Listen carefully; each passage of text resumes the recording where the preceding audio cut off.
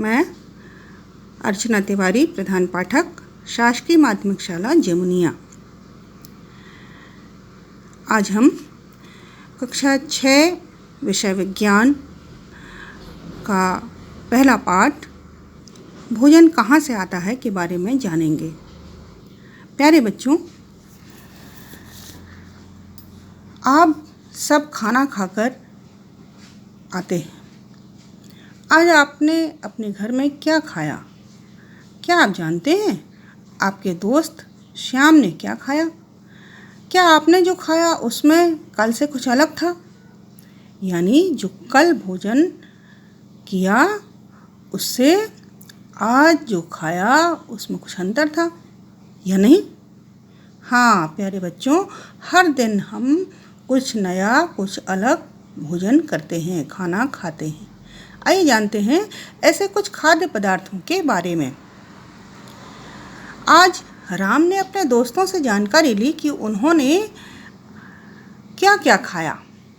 कृष्णा ने रोटी सब्जी खाई, सोहन ने दाल चावल खाया, सोहित ने खिचड़ी खाई, पूजा ने दलिया और दाल खाई, पवन ने दाल चावल सब्जी खाई, रोहित ने रोटी सब्जी और दाल खाई, सोनिया ने खिचड़ी खाई और राधा ने पूड़ी और सब्जी खाई। हमने जाना कि हम और हमारे दोस्त अलग अलग प्रकार की चीज़ें खाते हैं।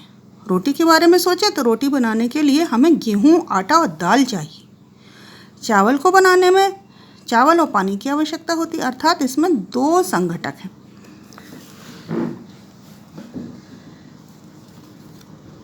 वहीं सब्जी बनाने में हमें अधिक संघटकों की आवश्यकता होती है, जैसे कच्ची सब्जियां, नमक, तेल, मसाले आदि।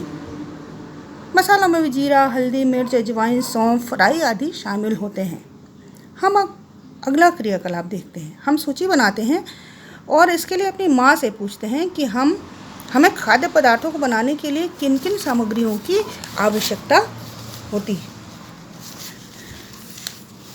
जैसे कि रोटी बनाने में हमें आटा और पानी चाहिए, चावल बनाने में चावल और पानी, दाल बनाने में दाल, पानी, नमक, तेल, घी और मसाले, सब्जियां बनाने में कच्ची सब्जी, तेल, नमक और मसाले। इसी तरह से सलाद बनाने में हमें प्याज, ककड़ी और टमाटर, मिर्च, नमक आदि की आवश्यकता होती है। हमने पाया कि विभिन्न खाद्य पदार्थों या व्यंजनों में कुछ संघटक समान रूप से प्रयुक्त होते हैं। अच्छा, ये संघटक कहाँ से आते हैं? कुछ कच्ची सब्जियां, फल और सब्जी के स्रोत का अनुमान लगाना हमारे लिए बहुत आसान हो सकता है।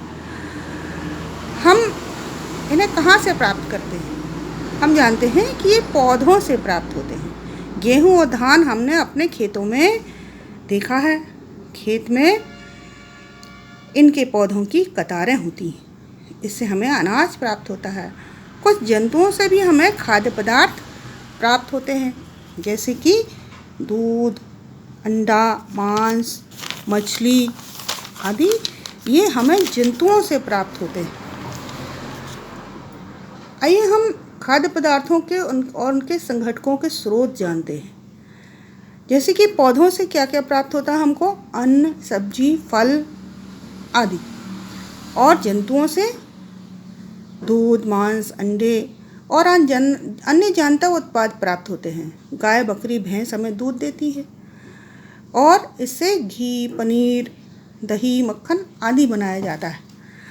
कुछ पदार्थों के बारे में जानते हैं और उनके स्रोत जानते हैं। जैसे कि इडली जो है वो